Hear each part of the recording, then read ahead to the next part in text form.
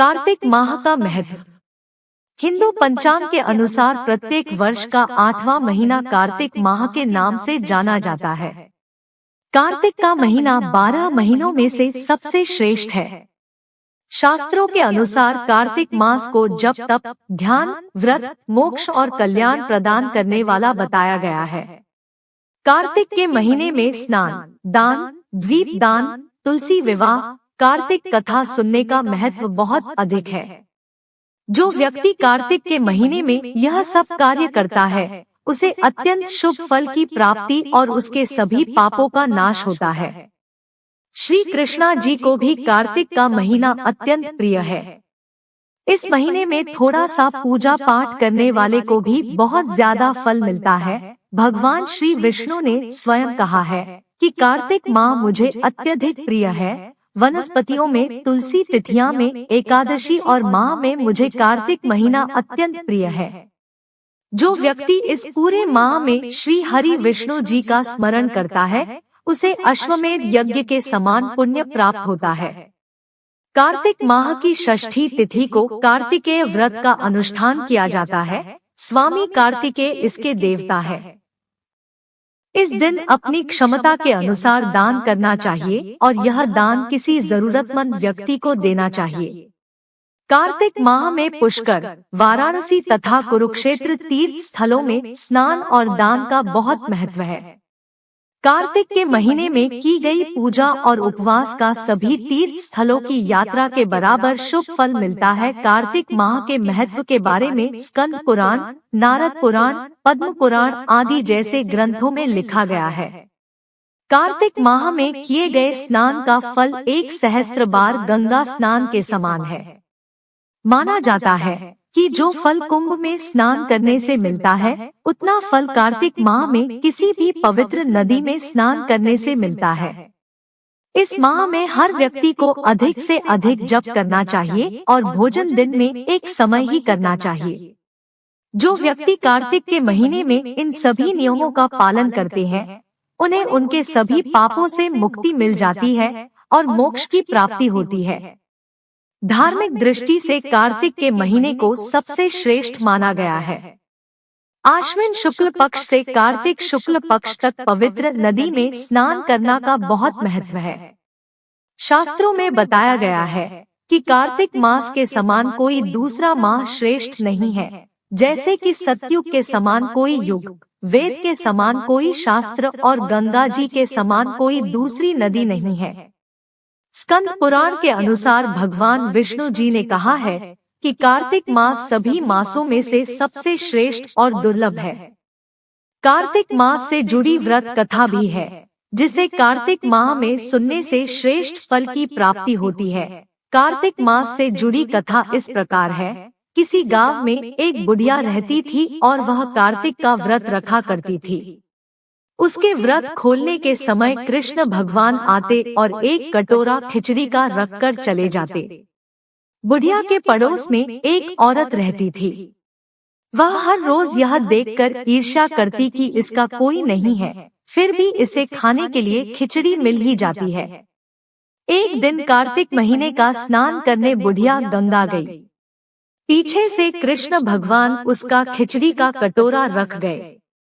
पड़ोसन ने जब खिचड़ी का कटोरा रखा देखा और देखा कि बुढ़िया नहीं है, तब वह कटोरा उठाकर घर के पिछवाड़े फेंक आई।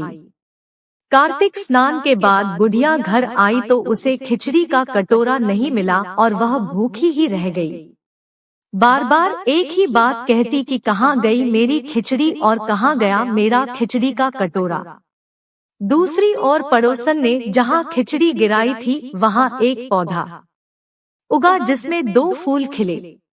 एक बार राजा उस ओर से निकला तो उसकी नजर उन दोनों फूलों पर पड़ी और वह उन्हें तोड़कर घर ले आया। घर आने पर उसने वह फूल रानी को दिए, जिन्हें सूंघने पर रानी गर्भवती हो गई। कुछ समय बाद रानी ने 2 पुत्रों को जन्म दिया। वह दोनों जब बड़े हो गए तब वह किसी से भी बोलते नहीं थे, लेकिन जब वह दोनों शिकार पर जाते तब रास्ते में उन्हें वही बुढ़िया मिलती जो अभी भी यही कहती कि कहाँ गई मेरी खिचड़ी और कहाँ गया मेरा कटोरा। बुढ़िया की बात सुनकर वह दोनों कहते कि हम हैं तेरी खिचड़ी और हम हैं तेरा बेला। हर बार जब भी वह शिकार पर जाते तो बुढ़िया यही बात कहती और वह दोनों वही उत्तर देते। एक बार राजा के कानों में यह बात पड़ गई।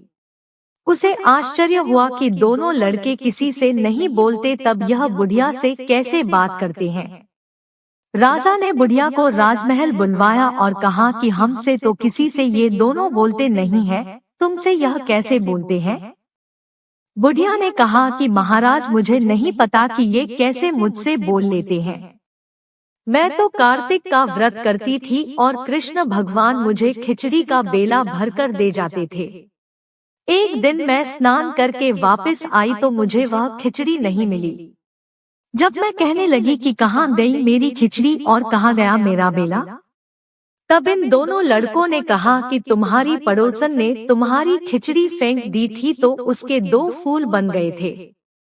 वह फूल राजा तोड़कर ले गया और रानी ने सूंघा तो हम 2 लड़कों का जन्म हुआ। हमें भगवान ने ही तुम्हारे लिए भेजा है। कथा समाप्त। कार्तिक मास में पूजा पाठ करने का विशेष महत्व है। कार्तिक मास के दौरान व्यक्ति को सुबह जल्दी उठकर स्नान करने के बाद साफ वस्त्र धारण करने चाहिए। कार्तिक मास में राधा कृष्ण, तुलसी माता, पीपल और आंवले का पूजन करना चाहिए। ऐसा करने से सभी देवताओं की परिक्रमा करने के समान फल प्राप्त होता है। संध्या काल में भी भगवान श्री विष्णु जी की पूजा तथा तुलसी की पूजा करनी चाहिए। संध्या समय में दीपदान करना चाहिए। जो मनुष्य इस माह में इस नियम के अनुसार पूजा पाठ करता है उसे सभी पुण्यों की प्राप्ति होती है। कार्तिक माह की पूर्णिमा तिथि पर व्यक्ति को बिना स्नान किए नहीं रहना चाहिए। पद्म पुराण के अनुसार कार्तिक माह की एकादशी तथा पूर्णिमा तिथि का व्रत करने से व्यक्ति को पुण्य और लाभ मिलता है और उसकी सभी मनोकामनाएं पूर्ण होती है। पुराणों में कहा गया है कि सत्यभामा ने भी श्री कृष्ण को पति के रूप में प्राप्त करने के लिए अपने पूर्व जन्म में कार्तिक की एकादशी तथा पूर्णिमा का व्रत रखा था।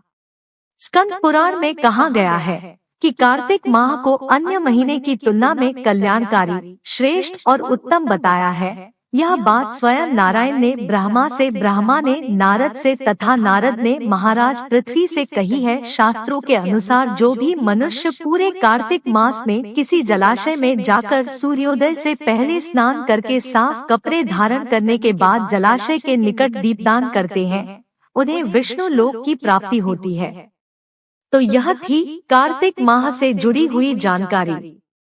ऐसे ही और धार्मिक वीडियो देखने के लिए हमारे चैनल को सब्सक्राइब करें और बेल आइकन को जरूर दबाएं ताकि आने वाले वीडियो के नोटिफिकेशन आपको समय पर मिल जाए। अंत में एक बार फिर से आपका बहुत बहुत धन्यवाद।